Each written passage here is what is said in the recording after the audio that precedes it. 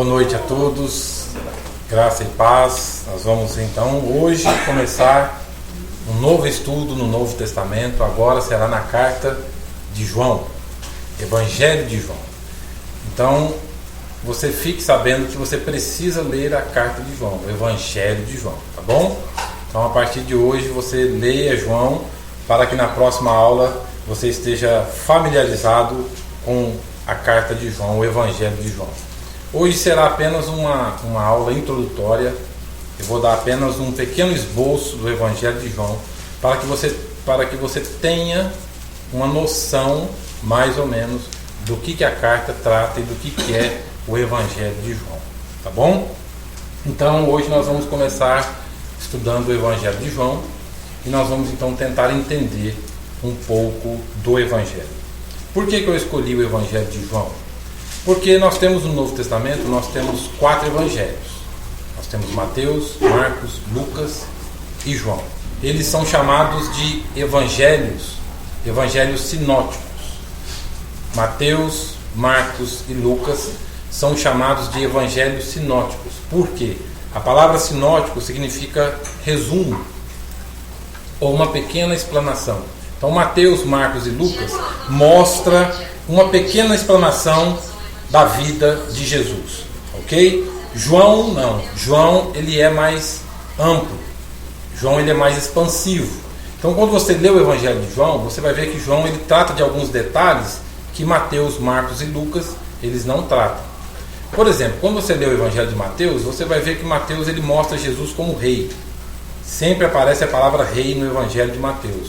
O rei dos reis, o rei do Senhor. Sempre Mateus usa a expressão rei, com base também no Salmo 24. Quando o Salmo 24 diz assim: levantai ao porta as vossas cabeças para que entre o Rei da Glória. Quem é o Rei da Glória? O Senhor forte e poderoso. Então Mateus ele tem a preocupação de mostrar Jesus como rei. Marcos ele mostra Jesus como servo. Ele mostra Jesus como tendo aquele lado do servo, aquele que lava os pés, aquele que está servindo, olhando para as necessidades da multidão, das pessoas. Então Marcos, que foi o primeiro que escreveu o primeiro evangelho, Mateus, Lucas e João beberam de Marcos. Marcos ele mostra Jesus, mas ele mostra Jesus como servo, aquele que estava sempre servindo. E Lucas, por ser médico, ele era médico. Lucas ele tem a preocupação de mostrar Jesus como homem. Então ele sempre está mostrando o lado humano de Jesus. Então Mateus mostra Jesus como rei, Marcos como servo e Lucas mostra Jesus como homem, mostra o lado humano de Jesus. Por exemplo, é Lucas quem fala da circuncisão de Jesus ao 8º dia de nascido. Por ser médico ele faz esse registro. Então ele sempre está mostrando o lado humano de Jesus. Assim como toda moeda tem 2 lados, embora tenha um único valor, Cristo também tem 2 lados, o lado humano e o lado divino. E quem ficou encarregado de falar do lado divino de Jesus foi João. João, ele é quem então mostra o lado divino, a divindade de Cristo Jesus. Isso para nós é apenas informação. E é apenas uma informação religiosa, porque isso não faz parte da nossa cultura, e isso não faz parte da nossa vida. Isso não faz parte do dia a dia. Então quando nós ouvimos essas coisas, nós estamos ouvindo apenas uma informação religiosa. Para o judeu do primeiro século, não era assim. Isto era a forma como eles viam o mundo. E a forma como eles viam o mundo, como eles viam a existência humana, eles enquadravam a sua existência de acordo com a ótica que eles tinham da vida. Então para nós é apenas uma informação. E nós então não sabemos fazer uso desta informação. Há quem diz que a diferença de sabedoria, que uma pessoa sábia é aquela que sabe usar o conhecimento que tem. Já disseram isso uma vez, que o sábio é aquele que usa o conhecimento que ele tem e ele usa em seu benefício e em benefício de outros. Isto é chamado de sabedoria. Então João ele é diferente dos outros evangelhos por causa disso. Então ele não é evangelho sinótico. Sinótico é somente Mateus, Marcos e Lucas. João não, porque João mostra de uma forma mais ampla a divindade de Cristo Jesus. E aparece sempre no Evangelho de João uma palavra-chave, a palavra crer. Sempre aparece no Evangelho de João a palavra crer. E por que João escreveu este Evangelho? O Evangelho de João, na verdade, se você pega o título aí, está escrito assim, Evangelho segundo João. Essa palavra não existe na língua original, na língua grega, no qual foi escrito o Evangelho de João. Lá no original está escrito segundo João, que quer dizer, em grego, é kata Ioannes, ou segundo João. E a palavra evangelho foi acrescentado pela igreja, mas isso não muda o conteúdo do evangelho, é apenas uma forma, apenas uma forma didática de mostrar o evangelho, porque na verdade é o evangelho. Então por isso que a igreja adotou a expressão evangelho segundo João. Pois bem, por que João escreveu este evangelho? Quando você lê o Evangelho de João, você vai ver que João escreveu com um único propósito. E ele fala qual é o propósito pelo qual ele escreveu. No capítulo 20, no versículo, se você acompanhar aí, capítulo 20, versículo 30 e o versículo 31, ele fala por que ou para que ele escreveu o seu Evangelho. Evangelho de João, capítulo 20, versículo 30 e o versículo 31. Ele diz assim: na verdade, fez Jesus diante dos discípulos muitos outros sinais que não estão escritos neste livro. Versículo 31. Estes, porém, foram registrados para que creais. Observe que aparece a palavra crer. A palavra-chave no Evangelho de João é a palavra crer. E ele termina dizendo, para que creais que Jesus é o Cristo, o Filho de Deus, e para que crendo tenhais vida em seu nome. Então ele escreve com um duplo propósito, para que creais e crendo tenhais vida em seu nome.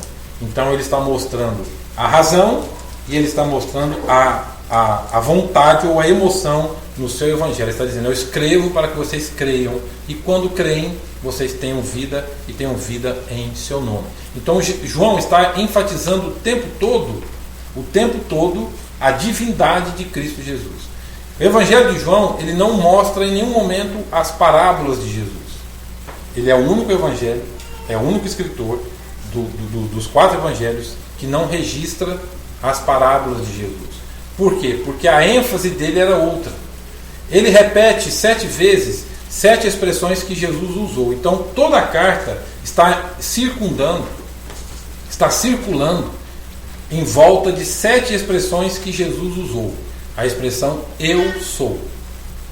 Então você vai ver na carta de João que Jesus sempre está dizendo eu sou. Ele diz assim, eu sou a luz do mundo, eu sou o pão da vida, eu sou o bom pastor, eu sou a porta das ovelhas, eu sou a ressurreição e a vida, eu sou o caminho, a verdade e a vida, e eu sou a videira verdadeira.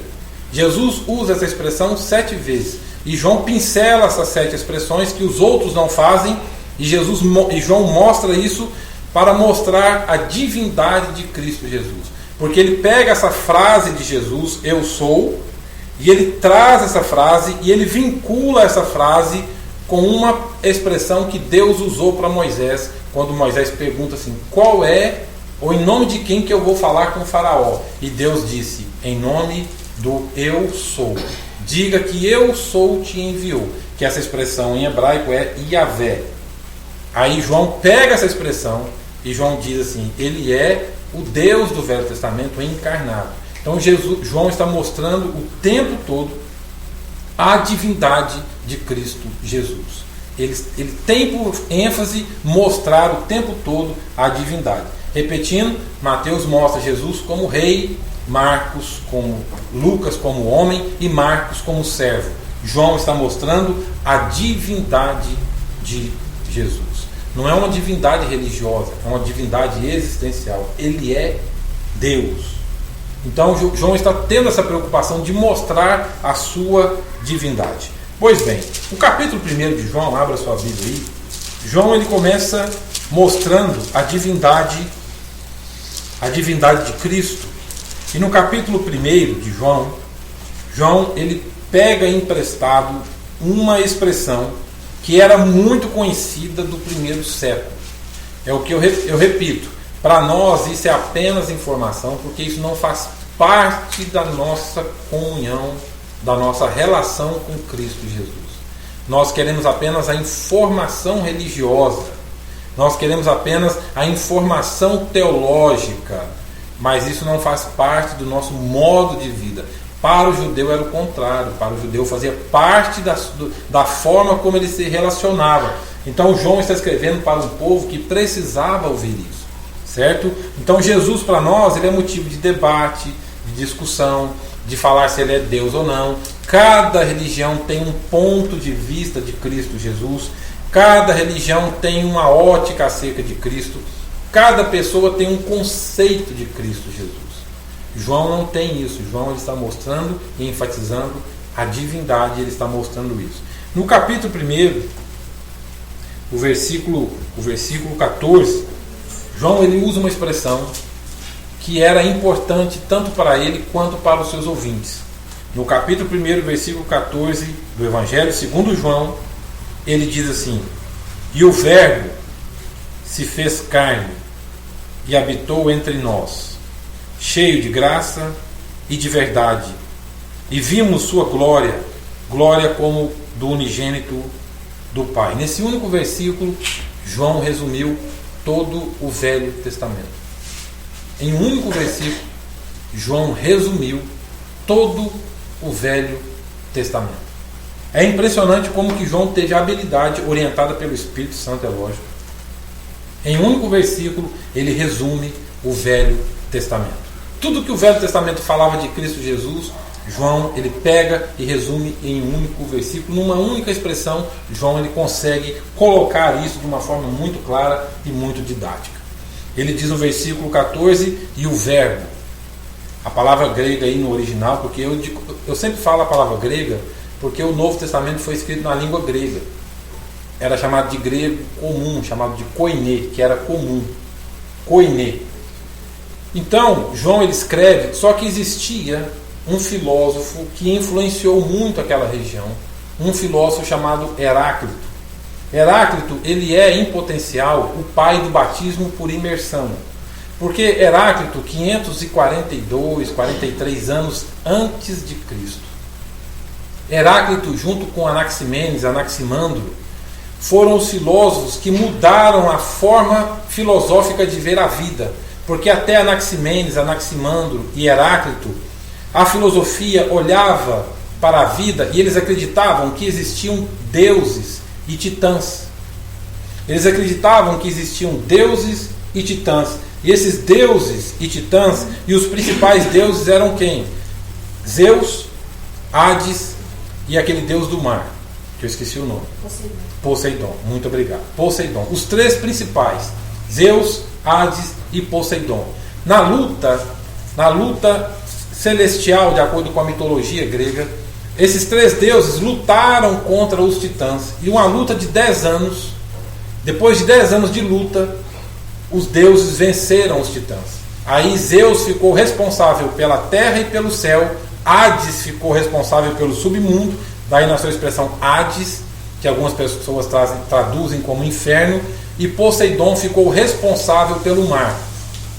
Então ele ficou responsável pelo mar. Então a filosofia olhava para a vida sempre sob a ótica dessas divindades. Anaximenes, Anaximandro e Heráclito, eles tiraram o olhar da filosofia e mudaram o olhar da filosofia para outro lugar. E Heráclito então foi quem usou aquela expressão: você não mergulha no mesmo lugar sendo o mesmo homem em um rio. Já viu essa expressão? Você não mergulha no mesmo lugar em um rio e volta. Se você mergulhar, você não é a mesma pessoa. Você não mergulha no mesmo lugar e você não é a mesma pessoa. Daí nasceu o conceito de batismo, que quando você mergulha, quando você volta, mergulha um pecador e levanta um santo. É assim que a religião pegou emprestado essa ideia. Quem disse isso foi Heráclito, 542, 543 anos antes de Cristo. Heráclito também ele foi o inventor do símbolo do infinito, que é o número 8 deitado, que é aquele símbolo do infinito, que é o número 8 deitado. Quem usou essa expressão, quem usou esse símbolo foi Heráclito. E Heráclito então olhou para a criação, ele olhou para tudo que existe e ele dizia: existe alguém por trás de tudo isso. Isso aqui não é obra do acaso, isso aqui não é obra dos deuses, isso aqui não é obra do fatalismo. Existe alguém por trás disso. Heráclito não soube nomear a quem ele estava querendo se referir. E Heráclito então chama de Logos. Logos, está aí na sua palavra diálogo, vem de Logos, diálogo, que foi traduzido no versículo 14 de verbo, e o verbo no grego é Logos, e o Logos se fez carne, o Logos da filosofia.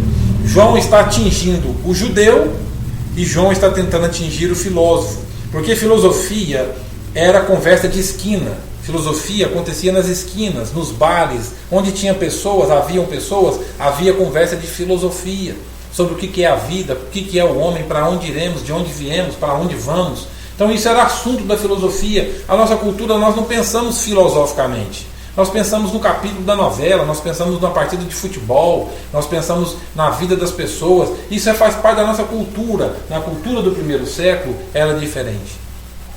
João, talvez por ser leitor de Heráclito, mas João conhecia isso. João pega esse conceito e João diz: e o verbo, o Logos, se fez carne. Porque o gnosticismo dizia, uma filosofia gnóstica, a filosofia gnóstica dizia que o Deus verdadeiro não poderia tornar-se matéria, carne, natureza humana. Aí ele pega um conceito, o suprassumo da filosofia, Logos, e ele diz: e o Logos se fez carne, tornou-se matéria. Porque Platão dizia que o corpo é a prisão da alma. Então isso aqui é mal, isso aqui, você tem que punir isso aqui. E tem algumas religiões que ensinam isso nos dias de hoje. Quanto mais você punir a carne, quanto mais você maltratar o corpo, mais santo você se torna. Então João ele diz: e o Logos, o verbo se fez carne e habitou entre nós. Porque o conceito que existia que era de um Deus distante. E ele diz: habitou entre nós. E vimos a sua glória. Para nós, glória é tema de música. Para nós, glória é tema de canção domingo à noite. Para o judeu, glória era a própria pessoa de Deus. Você vê o Velho Testamento, quando você lê o Velho Testamento, sempre o Velho Testamento fala que a glória de Deus encheu o lugar. Quando Moisés constrói o tabernáculo, diz: a glória de Deus encheu o lugar. Quando você vê Isaías conversando com Deus, a glória de Deus encheu o lugar. Quando você vê Jeremias, quando você vê Miqueias, quando você vê Abacuque, quando você vê Naum, quando você vê Sofonias, quando você vê todos os profetas maiores e menores do Velho Testamento, eles sempre mostram a glória enchendo o lugar. Voltando para o Salmo 24: levantai, ó porta, as vossas cabeças, para que entre o Rei da glória. Quem é o Rei da glória? É o Senhor forte e poderoso. Viu como é que João resume o Velho Testamento todo em um único versículo? E o Logos, o verbo, se fez carne e habitou. Ele usa esse verbo habitar proposital. Já expliquei isso aqui estudando Colossenses com vocês, mas vale a pena dar uma repetida básica, pequena, que o verbo habitar foi o primeiro verbo que Deus usou com relação ao tabernáculo, quando Deus manda Moisés construir o tabernáculo, e Deus diz: construa um tabernáculo para que eu habite no meio de vós. Então esse verbo para o judeu era muito importante, o verbo habitar. E João escolhe esse verbo proposital. Ele diz: o Logos, o não nominado, o não nominável, ele se fez carne e habitou. Você lê Apocalipse capítulo 21, João escrevendo Apocalipse, João diz assim: eis o tabernáculo de Deus com os homens, habitando no meio deles. Então isto era importante para o judeu. Isso fazia uma diferença da forma como eles conduziam a vida deles. Para nós é apenas uma informação de reunião de quinta-feira, domingo de manhã ou domingo à noite. Isso entra no ouvido, fica uns 2, 3 dias, quando que não muito, depois a gente esquece. Isso não faz diferença para nós. Para o judeu fazia, o judeu do primeiro século. E ele diz: e vimos a sua glória. E vimos a sua glória. Nós vimos a sua essência. É isso que João está dizendo. E vimos a sua essência. Aí ele mostra uma outra verdade que também era a questão filosófica. E vimos a sua glória. O que ele diz? Cheio de graça e de verdade. Eu passei glória na frente, mas só mudei a ordem, mas não mudei o fator. E vimos cheio de graça e de verdade. Quem esteve domingo à noite na igreja, lembra que eu falei sobre o Salmo 13. E Davi disse assim: me alegro na tua graça. Lembram disso? Confio na tua graça. Para o judeu, graça é diferente, o conceito de graça é diferente do nosso conceito. Para nós, graça é apenas objeto de estudo de revista de escola dominical. É tema de teologia sistemática. Para o judeu, não. Davi, quando escreve o Salmo 63, Davi diz assim: porque a tua graça é melhor do que a vida. E João está dizendo, cheio de graça e de verdade. E verdade. Ele é a verdade. Jesus disse: eu sou o caminho, a verdade e a vida. Então isso para o judeu era de extrema importância. Para nós precisamos aprender a importar isso, trazer para dentro. Trazer para dentro. Nós precisamos concordar. O que é concordar? Concordar é sintonizar o coração. Concórdia, cardia. Então quando a gente concorda, nós estamos importando para o nosso coração. E João está dizendo, cheio de graça e de verdade. Jesus, quando disse, eu sou o caminho, a verdade, ele estava mostrando isso filosoficamente. Lembra de Pilatos? Perguntou para Jesus, o que é a verdade? Porque essa é uma interrogação na filosofia. Por não saberem a resposta, hoje a sociedade pós-moderna relativizou a verdade. Qual que é a frase mais comum numa sociedade relativa ou relativizada? O que é verdade para você pode não ser verdade para mim. Não é verdade? Então, o que é verdade para mim pode não ser verdade para você. Por quê? Porque a verdade ela é relativa. Ela não é absoluta. Então não existe verdade absoluta. Existe verdade relativa. E hoje, o que as igrejas fazem? Relativizaram a verdade. O que é uma verdade religiosa para nós, pode não ser para uma outra denominação, porque nós relativizamos a verdade. E João está dizendo, cheio de graça e de verdade. E vimos a sua glória como do unigênito, ou seja, ele é o único, com começo, meio e fim, ele é o único unigênito do Pai. Então João está resumindo em um único versículo todo o Velho Testamento. Eu vou terminar lendo João capítulo 1, versículo de número 14 em diante. Vamos ler de novo. E o Verbo se fez carne e habitou entre nós, cheio de graça e de verdade, e vimos a sua glória como do unigênito do Pai. João testemunha a respeito dele e exclama: este é o de quem eu disse, o que vem depois de mim. Tem, contudo, a primazia, porquanto já existia antes de mim. Porque todos nós temos recebido a sua plenitude e graça sobre graça. Porque todos nós temos recebido da sua plenitude e graça sobre graça. João está mostrando que ele é o único Deus que pode nos dar graça sobre graça. Este é o Deus do Evangelho de João. O Deus que nos dá graça sobre graça. Onde abundou o pecado, superabundou a graça. Quando você lê João, você tem em mente que você está lendo um apóstolo que tinha uma linguagem simples, diferente de Paulo. Paulo usava uma linguagem rebuscada, técnica, cheia de tecnicidade. João não, era muito popular. Mas João é o livro mais teológico dos 4 evangelhos, porque ele mostra Cristo, ele comprova Cristo teologicamente. Só para terminar, João capítulo 8, aí semana que vem nós vamos estudar um pouco sobre as 7 frases que Jesus ele usa acerca de si mesmo. João capítulo 8.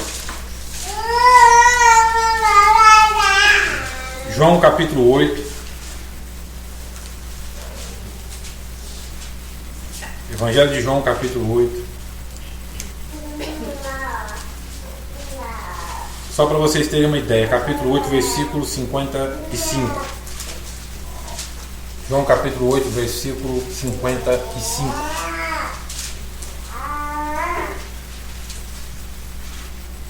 Olha só o que diz o texto.